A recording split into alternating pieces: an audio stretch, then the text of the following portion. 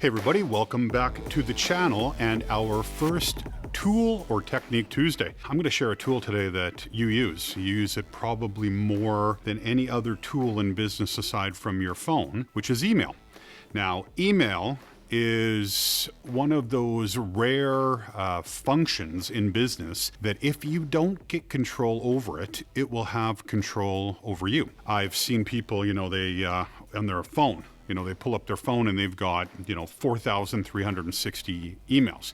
Now, I don't know how they do that. I don't know why they do that. I don't know if that gets them horned up. That makes me crazy, and it isn't even my inbox. Email is something that you use to leverage your time, not something meant to steal your time. And for those that are wondering, by the way, check out that t-shirt. You know who that is? It's Darren Coleman right there. With email, I remember when email first came out and I was super stoked by it, right? You could communicate back and forth. It was really exciting. And it seemed like it was going to create a ton of efficiencies where we used to chase people down by phone. And I mean, back when email came out, cell phones, most people still were not using them as they are today. Email seemed like a great way to kind of get messages going back and forth, in the middle of the night, on weekends, like we all thought we were great. What happened is email started to take over people calling. It was just more convenient. People would email, any day of the week, any time of the day. We'd get emails at 2 a.m. If we hadn't set our notifications to turn off, we might get a beep on our phone or our laptop, or in my case, BlackBerry. How many of you had the BlackBerry? Of course you did. An email seemed to kind of move from kind of us mastering email to being mastered by email. 8 years ago, I guess, or maybe 9 years ago when I moved to Victoria, I was getting on average 300 to 400 emails a day. And ping, ping, ping, ping, I'd be with clients and I'd have the ringer turned off, but it would be vibrating and it just, it was getting out of control. And the issue was I defaulted to just email me. Just email me. Oh yeah, can you email that to me? Yeah, keep me in the loop. Email me when you're talking to those people. And I created a monster for myself that really became unmanageable. It pissed me off. I'd get emails from people, even if they were good emails, and I'd want them to off. I just had kind of had enough. I had burnt out from email. So I decided to come up with 10 rules that would govern the way that I manage email. And again, this was 8 years ago. And now I would say I probably look at 10 to 20 emails a day, max. I answer email a couple of times a day, not on it all the time. I never look at email on weekends or evenings, and I've got a bunch of rules. So I thought I would share with you today what those rules are in hopes that you'll emulate all of them, but if not all, at least some. So let's jump into number one. Cut down the number of times you're checking email in a day. I turn off the notifications of email on my phone, and I use Google as my back end for our corporate email, and I have to actually log in to go look at email, and then I log back out. And I normally look at email at 10 in the morning, and then I'll look again at 3 in the afternoon. Sometimes I'll look a little bit earlier if I have a busy day and I might have coaching clients from, let's say, like 9 to 12 or 9 to 1. I might look at email before, but I don't look at email during, and then I'll look at it again in the afternoon. And that tends to be when I also respond to emails. And turn off the notifications so that your phone's not buzzing you every time one comes in. Now for number two, do not check email after work or on weekends. Now, I know for some of you that might seem sacrilegious, is what the hell are you talking about? I need to be on my email all the time. No, you don't. Unless you're a paramedic or a cardiologist or somebody that needs to be on a pager, you're not in the emergency business. I'm not in the emergency business. Emails can wait. If you're checking email all the time, what you're gonna tell the market, in particular clients, you're available all the time. And that is a crazy position to put yourself in. What I tell clients is I don't check phone or email before 8 in the morning, and I don't check it after 4, Monday through Friday. And from 4 o'clock on Fridays until 8 o'clock on Mondays, I'm unavailable. I say that to people right off the bat so that they understand what those boundaries are that I have in place. So that if they email me at midnight or at 6 o'clock at night, they're not going to get a response till the next morning. For number 3, this is the part that I fight with clients most about, and that is emailing outside of business hours. So I'm not saying about receiving emails, but responding to emails. If you get an email and a client's like, oh my God, it's an emergency, I need to talk to you right away, I want you to determine if it really is an emergency. If I see an email come in, right, and let's say that I was busy in the afternoon, so I'm not checking emails till 5:30. Maybe I missed my afternoon check. I still don't respond to those emails till the next morning. I might draft my response, but I don't actually send it out till the next morning because I want people to understand that I only communicate within business hours. Outside of business hours, I'm unavailable. Now for number 4. Number 4 is where things can go really out of hand. And for someone like me who makes a ton of introductions, what will happen is I'll introduce person A to person B, and then they will continue to keep me in the conversation about where they're going to meet, where they're going to park, where they're going to have lunch, what time they're going to meet, all of their follow-up. So when I make an introduction between two people, what I say is, after the introduction, I'll remove myself from the conversation, and you guys can let me know how it goes later. I found that took about 50% of the emails that I was getting out because people were trying to keep me updated with what was going on. Now for number 5, I want you to use that spam filter aggressively. Anytime I get emails from people, who they maybe sign me up for their newsletter or their shit, right? And most of the time it's shit. And I haven't asked to be signed up. I just click it as spam. In Google, it's a trash can.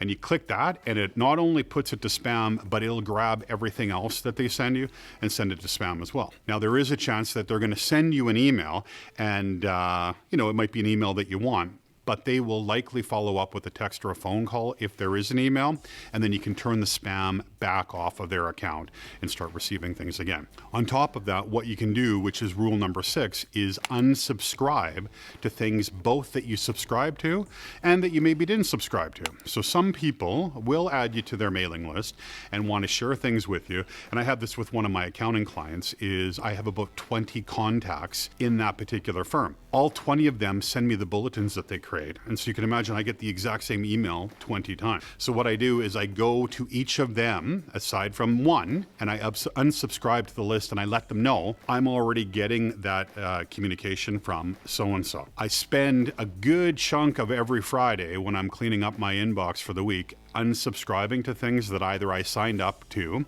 that I had the intention of reading, and I just don't have time to, or on the alternative, I've been signed up by someone else and I just get myself back out of that. Now to number 7, out of office message on the weekends. For me, Fridays at 4 o'clock, sometimes 5 o'clock is quitting time. And the last thing that I do after I tidy things up is I put an out of office message. Now we have the benefit as a company of archiving all of our emails over the weekend. And our archive happens sometime between midnight on Friday nights and midnight on Sunday nights. So my message says, I'm out of the office for the weekend. If you send a message between midnight at Friday and midnight on Sunday, and we don't respond, it likely got picked up by our archive. Please resend on Monday if important. What happens is twofold. One, people will resend it on Monday if it is important. But number 2, a lot of times people will send you emails that in hindsight, it's not worth them coming back in and resending it on Monday. And so they self-select the communications that really are important for you to know and which ones aren't. Number 8 is I want you to clean out your inbox every Friday. When I was talking about doing the kind of the housekeeping for the last thing on Fridays, what I do is I go through my inbox and I run the 4 Ds. Do it, defer it, delegate it, or delete it. Do it is an actionable item that I have to do in email, and so I'll quickly send an email out, or I will send a notice to that person. I'll follow up the next week. Defer it is something that goes in one of those folders to read later. Delete it is something that I don't need. I just get it out of there. And normally if it's spam, it goes to spam, or else I just delete it or archive it. And delegate is my favorite, is I take that email and I hot potato it to somebody who can better manage it. I like to see my inbox on Fridays completely empty. And even things that I have to action the following week, I will have in a follow-up folder that I go into on Monday mornings to kind of manage. And there is nothing more beautiful than getting your email that says no new messages. Beautiful, and makes you happy. Now for number 9. Now number 9, as I just alluded to it, is the use of folders. Now in all email programs that I know of, from Outlook to Google, which is what we use, to all of those, you have the ability to set folders. And so I have folders that are client folders, right? So every client has an email folder, and when their email comes in, it goes directly in their folder. I have a follow-up folder, so things that I need to manage moving forward, and like I talked about, things that I can't work on say a Friday before I'm tidying up, I'll put it in for the following week's follow-up. I will have a delegation folder where things will come in, and that's for someone else, normally an administrator or someone, to take that off my hands. A fourth one would be receipts. All right, so anytime I buy anything for our cottage at Home Depot, which is a rental, or for any of the training or the ventures companies, I often ask for an email receipt from the company I'm buying from, and that goes into that folder for the accountant to be able to access. And the fifth one is my subscriptions folder. This is where there are things that I want to read, but I just don't have time to get to, but I might do for leisure. The use of those folders are really key, and especially if you have an administrator, it's a good place for them to filter your email out and for you to actually just look at less email because somebody has already gone through and air traffic controlled it. And the last but not least is number 10. Don't be afraid of email bankruptcy. I declare bankruptcy! Now, what is email bankruptcy? Email bankruptcy is for that person that has, they've got 4,000, when you see their little mail thing, they have 4,000 emails. There gets to a point where you have so many emails you can't possibly follow up with them effectively. What I'm going to encourage you to do, and this is very scary for a lot of people, but I've done this probably every other year, I declare email bankruptcy, where I send an email out to all of the people that are kind of important in my core. I'm sorry, but my emails and everything in them are gone. Anything that you sent to me that you need me to action on or have a look at, please resend. And then what I do is I go in my email, select all, delete. And I know that sounds scary, right? It sounds freaky to a lot of people. Are there consequences? Yeah, there could be receipts or legal documents or something in there. You might filter through those first from those particular sources to make sure that you have those backed up. But everything else, just hit that button. Liberate yourself. Those are my 10 rules that I use for email, and it really has worked well for me over the last, I'm going to say probably 8 years. Email is no longer something that stresses me out. I just find that it takes me 20 to 30 minutes a day to manage email, where before it used to take me 3 or 4 hours. It was really unmanageable. Anyway, I hope you got some value out of this video.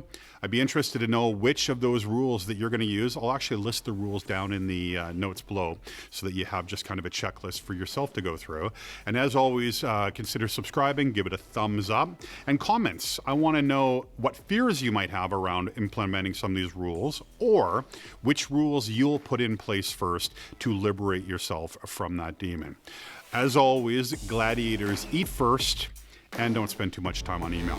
I will see you in tomorrow's video.